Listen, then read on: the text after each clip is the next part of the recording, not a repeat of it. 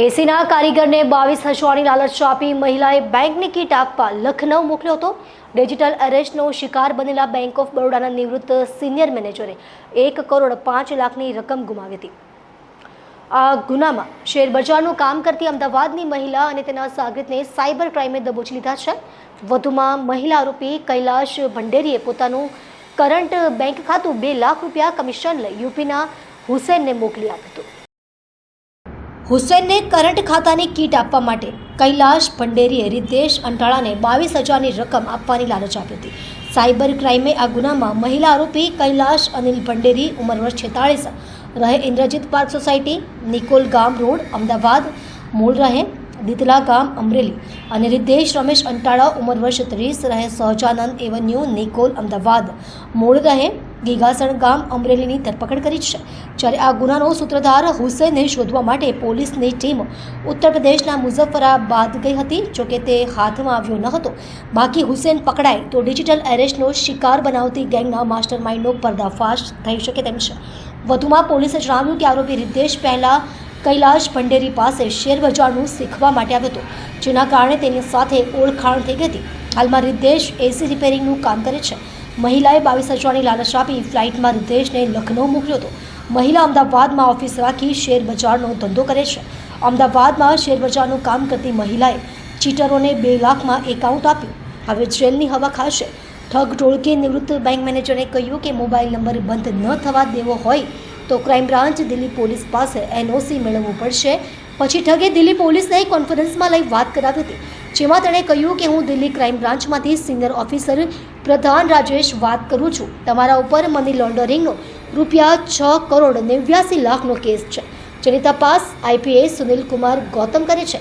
વૃદ્ધને કહેવાયું કે તમારી ઉપર મની લોન્ડરિંગનો કેસ થયેલ છે, જેથી તમને કસ્ટડીમાં લેવા પડશે। જોકે તમે સિનિયર સિટીઝન છો, જેથી તમને ડિજિટલી કસ્ટડીમાં લેવામાં આવશે। સીબીઆઈના નામે ધરપકડ કરવાની ધમકી આપી વૃદ્ધ પાસેથી ટુકડે ટુકડે કરી 1,05,00,000ની રકમ પડાવી હતી।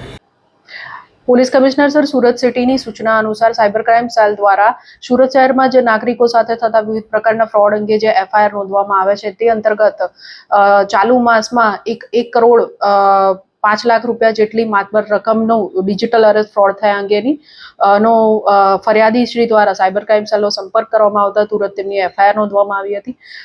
આ જે ફ્રોડ થયું છે જેની અંદર ફરિયાદી શ્રીને એવો કોલ સાયબર ક્રિમિનલ્સ દ્વારા વિડીયો કોલ કરીને સીબીઆઈ ઓફિસર તરીકેની તથા દિલ્હી ક્રાઇમ બ્રાન્ચના અધિકારીઓ તરીકે પોતાની ઓળખ આપી ફરિયાદી શ્રીને એવું જણાવવામાં આવેલ હતું કે એક બહુ મોટું 7.5 કરોડ રૂપિયાનું મની લોન્ડરિંગ ફ્રોડ થયેલું છે, જેની અંદર તમારા બેંકના મેનેજરની ધરપકડ કરેલી છે અને તમારી બેંકના મેનેજર તમારું નામ આપે છે કે તમે આ મની લોન્ડરિંગ કેસમાં સંકળાયેલા છો। જો તમારો આનાથી બચવું હોય તો તમારા એકાઉન્ટની ડિટેલ્સ વગેરે અમને આપો, અમે વેરીફાઈ કરીને જો તમારો કોઈ રોલ નહીં હોય તો અમે તમને છોડી દઈશું। ત્યાં સુધી તમારે ડિજિટલ અરેસ્ટ રહેવું પડશે એવું જણાવી ફરિયાદીને અવારનવાર કોલ કરી ડિજિટલ અરેસ્ટ હેઠળ રાખી અને પોલીસ કાર્યવાહીની અને બદનામી વગેરેનો ધાક ધમકીથી ડર વગેરે બતાડીને ફરિયાદી પાસેથી અલગ અલગ એકાઉન્ટોમાં 1,05,00,000 રૂપિયા આરબીઆઈના સેફ એકાઉન્ટમાં પૈસા જાય છે, પાછા મળી જશે એમ જણાવીને જે ક્રિમિનલ્સ છે તેમના દ્વારા ટ્રાન્સફર કરવામાં આવેલ હતા। આ એફઆઈઆર અત્રે રજીસ્ટર થતા સાયબર ક્રાઇમ સેલની ટીમ દ્વારા ઇન્વેસ્ટિગેશન હાથ ધરવામાં આવેલ, જેમાં જાણવા મળેલ કે જે 1,05,00,000 રૂપિયા છે એમાંથી 25 લાખ રૂપિયા ફર્સ્ટ લેયરના એક જે એકાઉન્ટ હોલ્ડર છે એમના એકાઉન્ટમાં ગયા છે, જેથી કૈલાશબેન ભંડેરી અને રિદ્ધેશ અંટાળા એ બંનેની અમદાવાદ ખાતેથી સાયબર ક્રાઇમ સેલ દ્વારા ધરપકડ કરવામાં આવી છે।